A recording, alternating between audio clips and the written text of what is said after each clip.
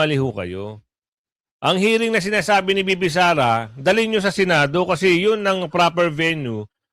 Kung meron man na paratang, sasagutin niya doon na maayos. Pero sa inyo, makikipagsagutan si Bibi Sara, no way, sino ba kayo? So, Kita nyo na, lumabas din sa bunganga. Sa kanya na mismo. Hindi na kayo nahiya. Binasura na nga ng Korte Suprema yung 28th Congress impeachment complaint nyo laban kay adopted ng 28th Congress. Ibig sabihin, planado nyo na talaga yan. Di ba may defense team si BP Sara? Di ba? Andun yung defense team ni BP Sara. Pinapasumpina na nga ng House of Committee, Justice Committee. Ano pang hinaano nyo? Yes. Good morning mga kasama. Andito na naman tayo si Kuya Goods nagbabalik. At syempre kung hindi ka pa nakasubscribe, mag-subscribe ka na at hit mo na rin yung bell para laging updated sa ating mga video. At kung nalalampasan ka sa shoutout segment natin, pasensya na ho. Talagang natatabunan kaya ulit-ulitin nyo na lang at para mabasa natin. At syempre bago natin pasadahan ang mga balita ngayong umaga, wala pa rin silang katigil-tigil dito sa usapin na impeachment. Kahit na sinagot na ho na dating former Justice Ascuña ang kanyang paliwanag patungkol dito sa impeachment. Noong 2025, naisumiti na ito o na-initiate na ang impeachment. Kaya masasabi na natin napasok na ito sa one-year bar rule. Pero ang problema, ayaw pa rin nila talagang tantanan. At sinasabi nila na hindi raw na isumiti. Ano nangyari noong 2025? Nagtatanong lang ho. Kasi parang pinagluloko na lang nito ang taong bayan. Itong grupo na ito. Andito sila, napakarami nila. Ngayon, sino naman magsasalita ngayon? Pero siyempre, ito na. Ito na pinakihintay nyo. Yung paglalambing natin. Bago natin simulan ang ating talakayan, like sa share, samahan mo na subscribe. At kung gusto mo sumali sa ating komunidad, andyan lang po yung join button. Maaari nyo pindutin yan. Ano ang iniiwasan niya? Nagtatanong ito si Dilimaw. Binibigyan na raw ng due process itong si BP Sara. Talaga namang umiiwas. Sino ba naman hindi iiwas sa inyo, anak ka ng bugi naman, Talagang iiwasan kayo ng tao dahil alam na kung ano ang gagawin nyo sa kanya dyan sa kamera. Dapat nga sa inyo hindi napansinin Ang iingay nyo nga lang Sobrang iingay nyo kaya napapasig kayo ng taong bayan at napapasig kayo ng media. Mantakin nyo ilan sila nagsasalita sa kamera. Andyan yung taga Maynila, andyan si Dilaw Mau, andyan si Kokey, andyan yung taga Batangas. Si Largo! Andyan pa yung taga San Juan. Ang dami nila, halos lahat sila dyan. Kukunti na lang natitirang hindi bumibira kay Bibi Sara. Pero wait, there's more. Darating at darating tayo. Hindi ho patras ang data. Hindi ho patras ang petsa. Ano ba ang mga legalidad? Bakit kinu-question ni Bibi Sara itong House on Justice o House on Justice? Umiikot ang legalidad at fairness ng impeachment process laban sa kanya. Kailangan maging fair naman talaga. Bakit kini-question ni Bibi Sara ito? Halata naman kasi na isang fishing expedition lahat lang nangyayari ngayon. Mantakin nyo iba't ibang aligasyon ang pinupukol sa kanya. Dapat doon na yan ginagawa sa Senado pero parang mini trial talaga ang datingan. Kaya nila magpasumpena. Kung ano-ano sumpena na lang ang kaya nilang gawin ngayon. Kape muna tayo para hindi ka mag-init. Ang ulo. Ma-high blood kasi kayo dahil bira dito, bira doon. Ang kanilang atake kay BP Sara. Hindi sila tumitigil sa isang boses lang. Andyan yung tabingi. Andyan si Kokey. Pagkatapos ng isang interview, meron namang interview.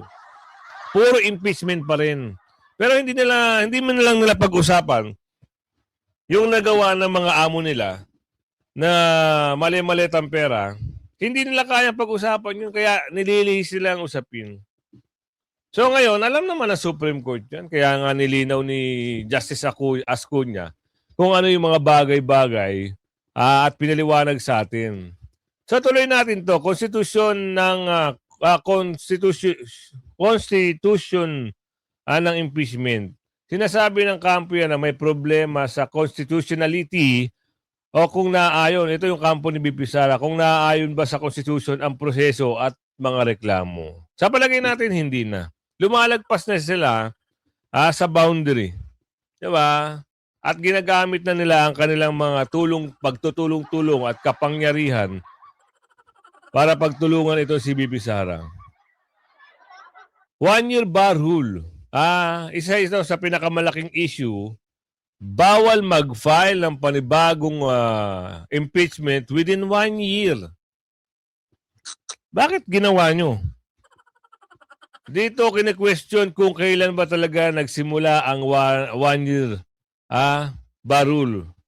Kailan ba bumilang ng 1 taon? O kailan matatapos yung 1 year bar rule ni BP Sara?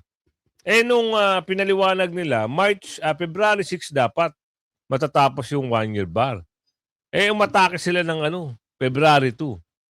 So yun ang kini-question ni BP Sara. Ayaw nilang makinig. Kailan ba talaga nagsimula bilang ng 1 taon?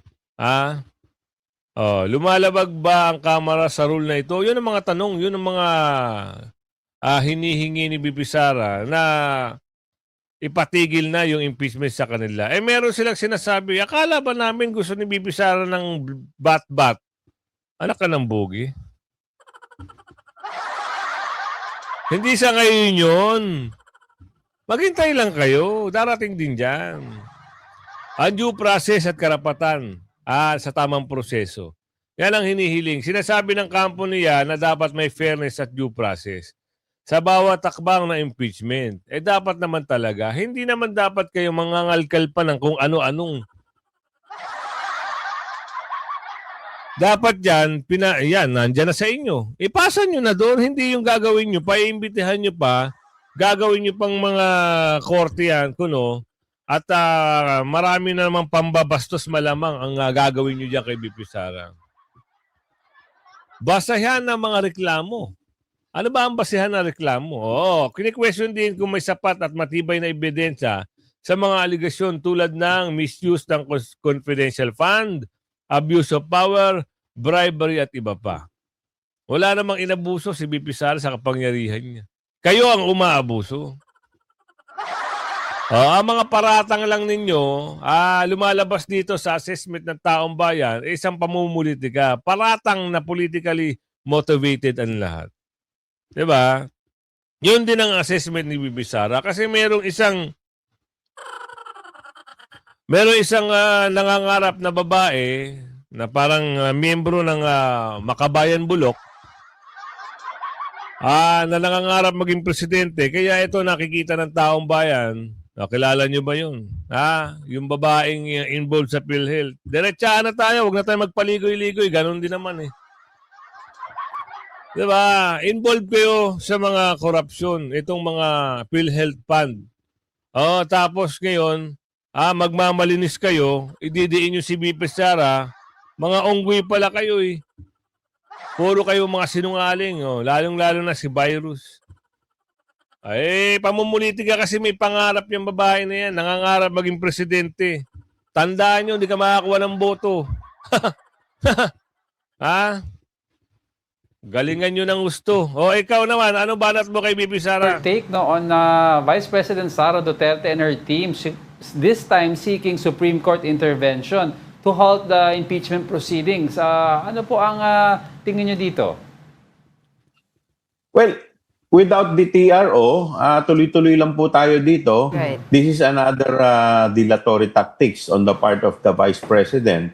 But if I remember it correctly, last year they were very they were saying na gusto rin nila ng hearing. In fact, the Vice President was asking for bloodbath. So, Gusto nila ng hearing, pero hindi sa inyo. Walang hearing na mga gaganap sa inyo. Kasi ang ginagawa nyo, akala nyo, magigisa nyo si BP Sara, mapapatin nyo si BP Sara, nagkakamali ho kayo. Ang hearing na sinasabi ni BP Sara, dalhin nyo sa Senado kasi yun ang proper venue. Kung meron man na paratang, sasagutin niya doon na maayos. Pero sa inyo, makikipagsagutan si BP Sara, no way, sino ba kayo?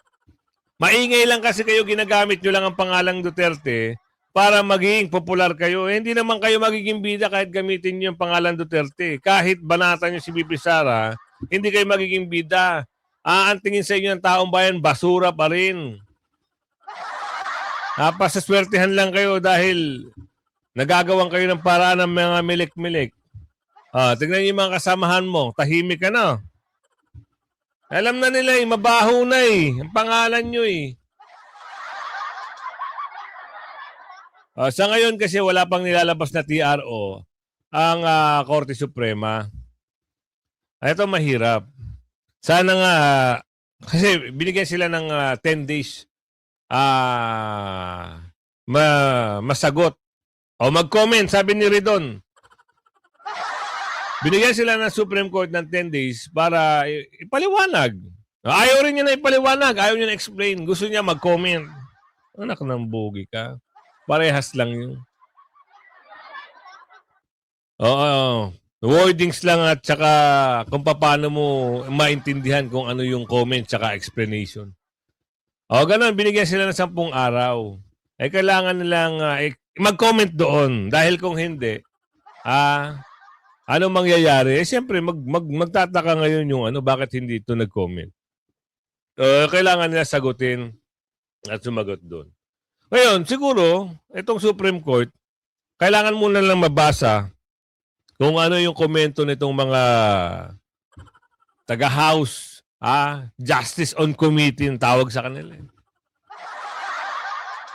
Mababasa muna bago siguro babaan ng TRO. Pag hindi sila satisfied dun sa komento nitong mga Dorobo, posible na magbaba ng TRO. Ang sinasabi kasi nila, wala pang TRO, kaya tuloy ang hearing. Magpakasaya kayo. Magpakasaya muna kayo ngayon. Kasi meron pa kayong 8 days para magkomento. So, 8 days, pero lalagpas na yan. Baka siguro, anong petsa ngayon? Biyernes. Biyernes, Sabado, Linggo. So meron pang 13. Maghintay lang kayo. Yung 13, bababa ang TRO. Sabi ni Aling Ledesma, malakas ang kanyang paniniwala na magbababa ang Supreme Court ng TRO para ipatigil yung hearing kuno ninyo dyan. Saka kung wala na kayong maibato, wala na kayong mahanap na ebidensya kay BP Sara, pwede i-diretso nyo na sa Senado. Diretso na doon. Doon na magtatapos yan kung meron man talagang kasalanan si BP Sara. Sila magdidesisyon. Pero hindi kayo makakapagdesisyon. Kumukuha lang kayo ng simpatya ng taong bayan. Sayang. So, now that we are giving them the opportunity to answer all the allegations against them, ngayon tatakbo naman sila sa Supreme Court. So, Walang tumatakbo. Ito naman, masyado ka naman. Walang natakbo sa Supreme Court. Hinihingi lang yan yung tama sana at maging fairness. Yung due process. Kayo naman, parang hindi nyo naman halata sa sarili nyo. 1, 2, 3, 4, 5, humaharap sa isang tao, bumibira sa isang tao, sandamakmak na media. Pinag-uukulang kayo ng pasins kasi yung amo nyo may share dyan Sabi ni Aling Ledesma yan Tigil-tigilan nyo na kami.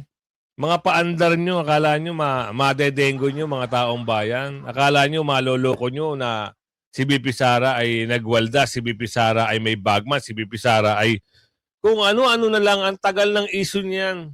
Halos lahat sinagot na, hindi pa rin kayo maniwala. confused din ako Ay, gusto ko klaruhin po, Kong, because just like we want to understand, ano po mismo ang kine-question this time ni VP Sara? Is it the committee saying na sinasabi niya na parang nagiging trial court na daw kayo? Lahat kinu-question nila eh. But alam mo, sa totoo lang, we are just following the procedure.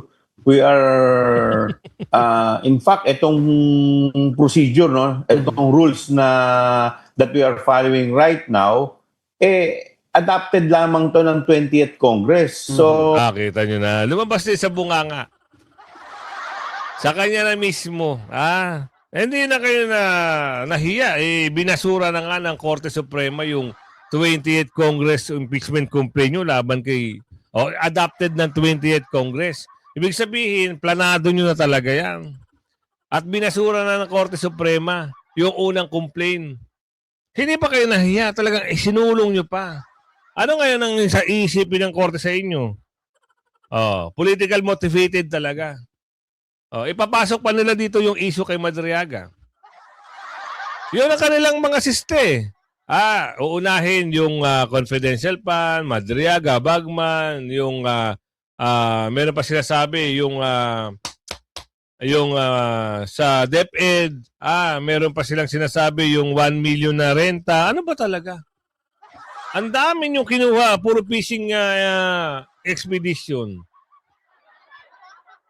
Dahil wala silang mapala doon sa confidential fund ni BP Sara, may sagot si COA. Nangolekta na naman itong mga dorobo na ito na ipupukol kay BP Sara.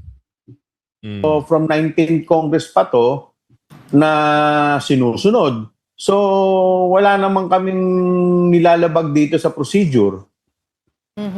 Alright, Kong, Meron nga kayong nalabag, kaya nga kini-question ni BP Sara Kaya nga siya naghahain ng TRO.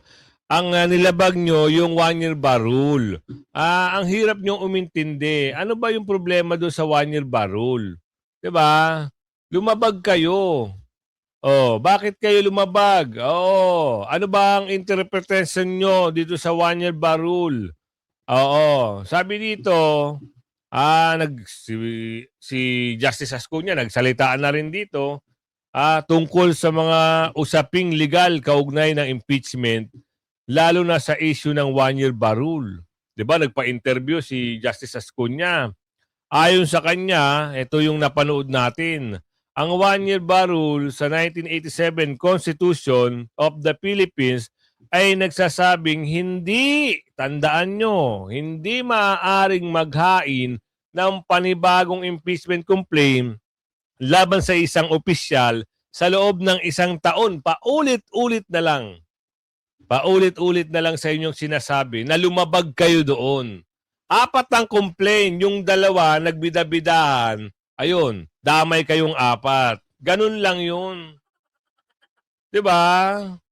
Ang mahalaga ay kung ang unang complaint ay initiated. Initiated na yan noong 2025 pa o formal ng simulan sa Kamara. Kapag ito initiate na halimbawa na sa committee, na-refer na sa committee, doon magsisimula ang bilang ng 1-year ban.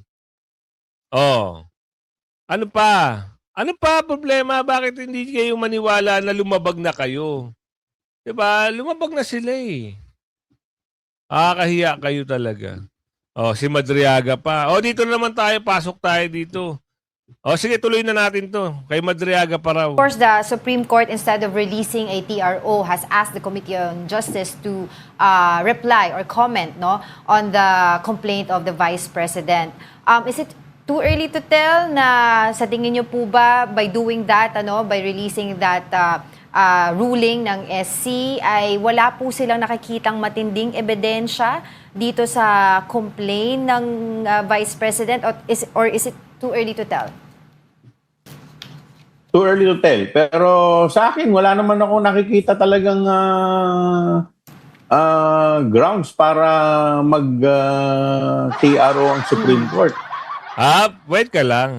May araw pa. Baka Monday lalabas yung TRO na yan. Sasabihin ng Korte Suprema, Supreme Court and Bank, itong mini trial nyo ay pinatitigil ng Korte Suprema. Ganun ang maririnig nyo sa Monday. Sabi ni Aling Ledesma yan. For sure, ganun talaga ang lalabas niya. Masyado kasi kayong bumibilib sa sarili nyo. Eh. Sabi nga ng nakatataas, nakakarami, ang masama, hindi nagwawagi sa kabutihan. As a matter of procedure, siguro, they would ask us to answer. Pero hanggang dun lang yon dahil ako, nakikita ko naman, sa nakikita ko, wala naman ako nakikitang mali. Nakikita niya, sa nakikita niya, wala naman siyang nakikita. Joke yan. Nakikita niya sa nakikita niya, pero wala siyang nakikita. Magaling ka magpatawa, sir, boss, amo manager, ha? Dinadaan mo kami sa joke, ha? Sa ginagawa ng Committee on Justice. Alright, so after 10 days, binibigyan po ang Committee on Justice to comment nga po doon sa petition na final ng Vice President. Ano po ang mangyayari after? What can we expect after that? Basta kami po, tuloy-tuloy lang kami. On April 14, we will proceed with our trial. Tatlong ano lang to eh. Tatlong Aminado na rin sila. We will proceed to our trial. Ibig sabihin, mini trial na nga. Hindi sila nagsisik ng mga ebidensya. Mismong sa bibig niya na rin nagsabi na, yun, mini trial. So, ganun talaga ang plano nila kay BP Sara. So, 3 beses lang ata yan, o 4. Kasi nung una, hindi umati si BP Sara. For the second time, hindi ulit atin si BP Sara. For sure yan. Sabi ni Aling Ledesma, BP Sara, wag kang umatin ha. O kasi gigisahin ka doon. Wag kang atin, BP Sara. For the third time, April 27 ata. April 27. Hindi ako nagkakamali o magkamali man ako, i-correct nyo na lang ako. Pangatlong beses, hindi rin natin. Kasi 4 yan eh. Kung ako ay nagkamali, correct nyo na 4, parang May ata yung last, no? Kung sa pangatlo pa lang, pangatlo pa lang, hindi na umati si BP Sara, huwag nyo nang hahabaan pa ng Huwag nyo nang dagdagan pa yung exposure nyo. Kasi kahit man kayo tumakbo sa higher position o magre-electionist kayo sa mga posisyon nyo ngayon, last nyo na yan, hindi na kayo mananalo. Sabi ni Aling Ledesma, nakalusot lang kayo ngayong midterm. Pero last nyo na yan. Sa sobrang gigil ba naman ng tao eh. Diba? Wala kayong katigil-tigil. Mula noon hanggang ngayon. Hearing dates lang ang Senate Chairman until the end of April, and after which kung wala na sigurong itatakel, then we will vote upon the probable cause, after which kung may probable cause, isasampa na ito sa plenaryo and we need 1/3 vote. Okay, Magbotohan so na nga kayo. Yun na nga iniintay ni BP Sara. Ang titigas ng ulo nyo. Oo. Pinapa-hype nyo lang eh. Yung mga aligasyon nyo kay BP Sara eh. Talagang dinudukduk nyo sa taong bayan na merong pandandarambong si BP Sara kahit wala naman. Oo. Ano daw ang iniiwasan ni BP Sara? Mukhang ang babaeng ito ay nagkaroon na naman ng interview na naman ito. Siyempre, exposure na naman ang lola. Diba? Ano naman ang banat mo kay BP Sara? Binibigyan na nga siya ng chance. Dati umaangal sila na walang due process. Ngayon, binibigyan sila ng due process. Pero bakit umiiwas pa rin sila? Walang umiiwas to naman. Grabe ka naman. Kumakaiwas. Di ba may defense team si BP Sara? Di ba? Andun yung defense team ni BP Sara. Pinapasumpina na nga ng House of Committee, Justice Committee. Ano pang hinaano nyo? Hindi naman obligado umatin si BP Sara. Anong problema? May problema pa ba doon? Ang laki ng problema nyo kay BP Sara. Hindi na ata kayo makatulog kay BP Sara eh. Sobrang takot sa 2028 eh. Hindi ho obligado umatin si BP Sara dyan sa hearing kuno ninyo. Yung amo nyo nga eh. Diba? Hindi umatin eh. Natapos na lang yung impeachment eh. Nakanambugi naman oh. Abogada ka, di ba? Alam mo naman yan. Tapos papaatin mo pa si BP Sara. Para sa amin yan. Ano ang iniiwasan nila? Malaking bagay yung walang TRO na in-issue. Because kung may in-issue yung TRO, we cannot even hold the hearing na on April 14, which is yung pinaka-schedule na nga for the reception of evidence sa determination of probable cause. So the fact na pinapa-comment lang muna, that's a good thing. Na hindi Kita nyo yung... ayaw na lang talagang ayaw na lang sabihin yung pinagpapaliwanag. Comment lang muna talaga sila. Sige, tuloy mo lang. mapipigilan. Kasi yun naman talaga ang inaasahan namin. We are hoping that this time around, the Supreme Court will exercise judicial restraint. Na wag na sanang makialam, na wag na sanang pigilan pa uli itong ongoing impeachment process. Pigilan pa ulit. Ganon. Marunong ho ang Supreme Court. Nararamdaman nila yan kung ano yung ginagawa nyo sa isang agila ng Davao. Kita mo nga yung former justice, nagsasalita kahit, former na siya. Kasi, alam niya kung ano yung motibo nyo. Okay, sabi ni Attorney Paulo Panyero, takot nga kayo, kaya kung ano-ano lang yung pinagagawa nyo kay BP Sara eh. Diba?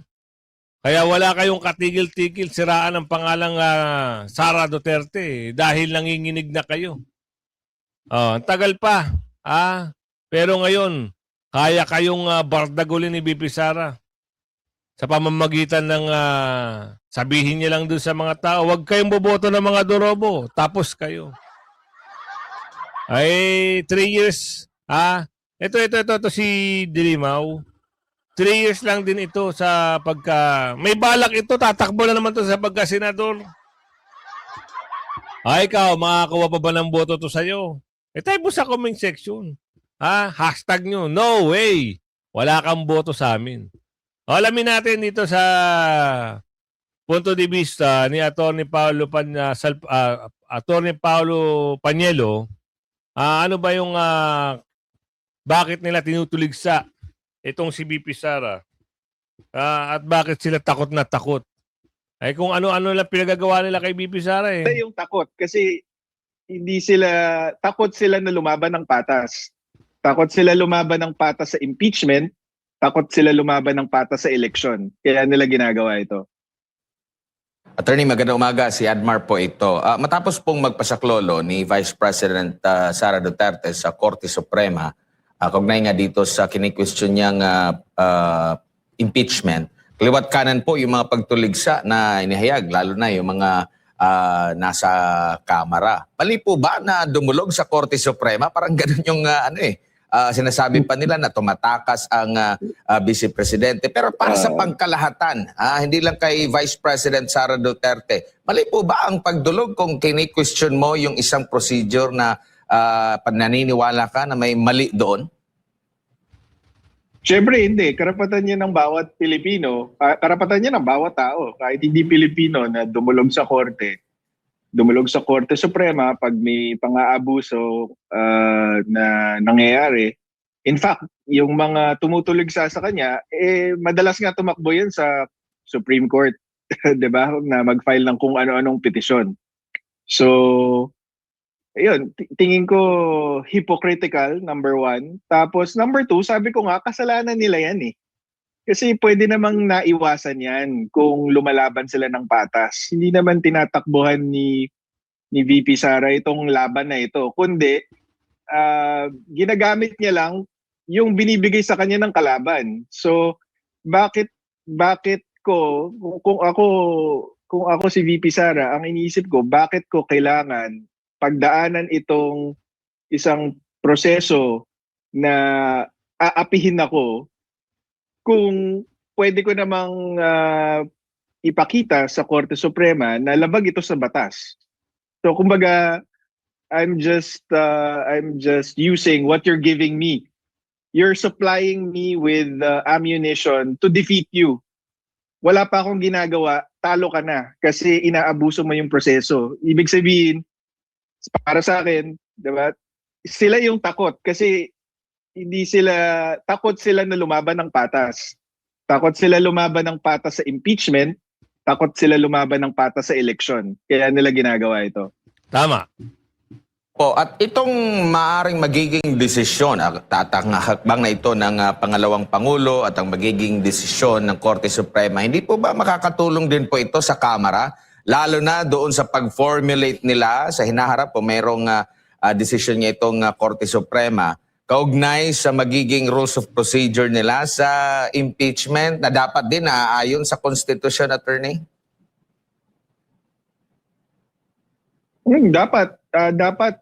Dapat nga nung nung binasura na nung Supreme Court yung unang impeachment, ginamit nila yung pagkakataon na yon na ayusin yung rules nila. At yun nga, siguraduhin na walang masasabi kung sino man ang subject ng impeachment doon sa proseso.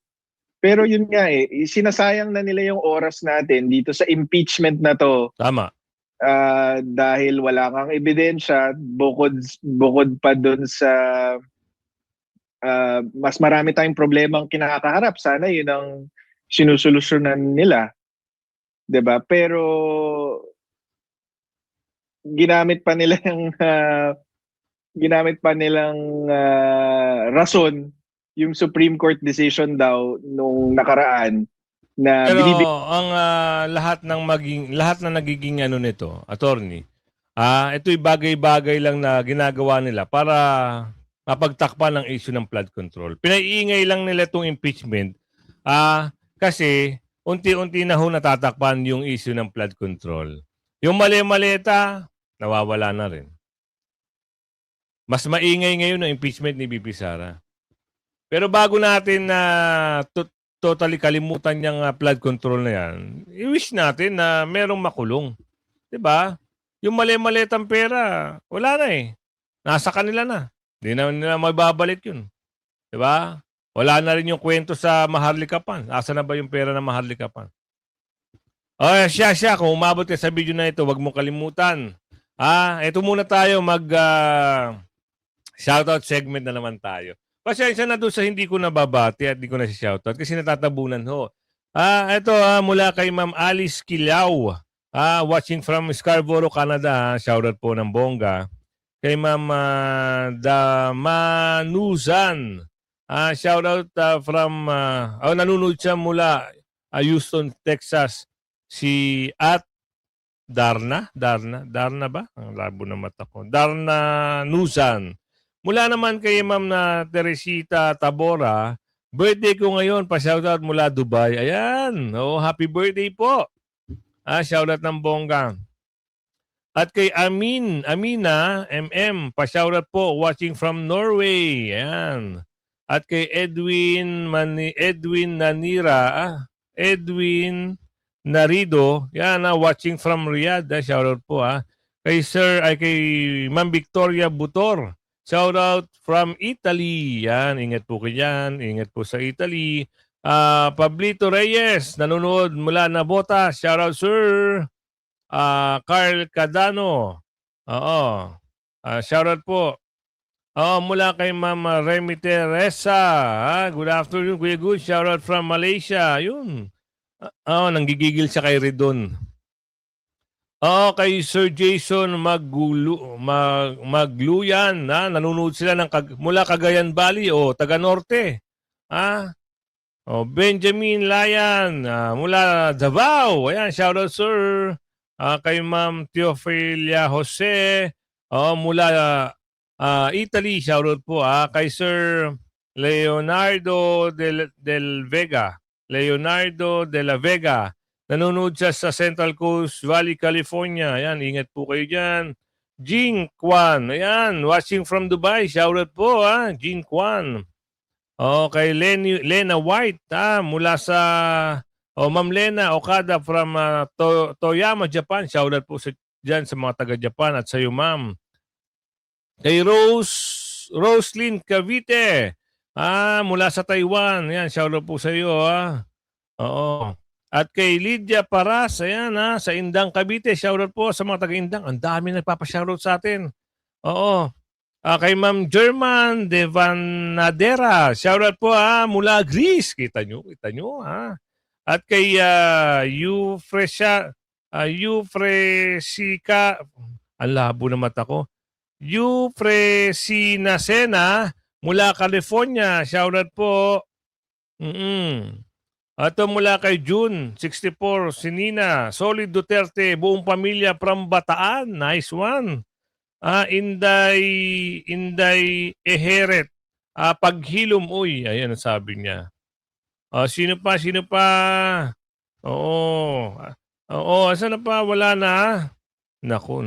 Meron akong in-screenshot dito kasi ilang beses ko na siguro daw hindi siya na shout out. Eto na, in-screenshot ko na, sir, Asan na ba yun? Mukhang nawala pa. Ito. Mula kay at Rendon Juan 5699. Kuya Goods, palagi ako nagko-comment. Kaso lang hindi aabot pangalan ko. Sigurado 10 lang yata babanggitin mo. Hindi po kasi natatabunan eh. Ayan, shoutout po sa iyo, Sir Rendon Juan mula New Zealand. Okay. Saan po kayo sa New Zealand, sir? Tumira po ako dyan sa may Henderson at saka Papakura. Kaya kung umabot po kayo sa video natin ito, huwag mo kalimutan mag-like, share, subscribe. Yan ang lambing natin sa inyo. Hanggang sa muli. Bye-bye!